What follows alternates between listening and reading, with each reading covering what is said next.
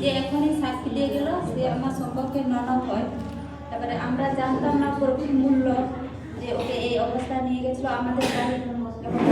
প্রার্থনা দিলেন, ওই প্রার্থনাতে ও সুস্থ হলো, হাঁটতে পারলো, চলতে পারলো, খেতে পারলো। তখন আমাদেরও মনে একটা বিশ্বাস জাগলো যে সত্যি যেটা অসম্ভব সেটা সম্ভব হচ্ছে। তখন আমাদের মনে প্রভুর বিশ্বাস জাগলো। তো তখন আমারও প্রায় 1 মাস ধরে সে কোমর থেকে পা পর্যন্ত কনকন যন্ত্রণা, মানে হাঁটতে পেতাম না, বসতে পারতাম না, কোনো কিছু ভালো লাগতো না, সংসারে কোনো কাজ, সব কাজ ছেড়ে দিয়েছিলাম। আমার ননদকে যখন সুস্থ হলো তখন বলছে, বলি তুমিও নাও না, দাদা ভাই পাচ্ছি না, দেখবে তোমার কোমর যন্ত্রণা, পায়ের যন্ত্রণা ভালো হয়ে যাবে। তো আমি ডাক্তার ঘর গিয়েছিলাম, ওষুধ খেয়েছিলাম 1-2 মাস।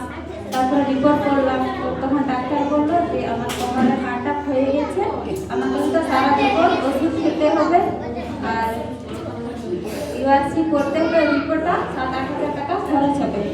তো তখন বলছি আমরা তো গরিব মানুষ, তাহলে এত টাকা পাবো কোথায়?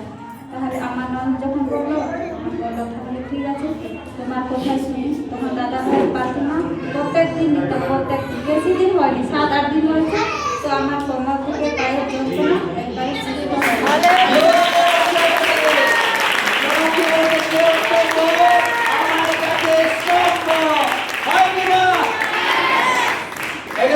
কাজ করে, কাজ করে, আমার সাথে আছে।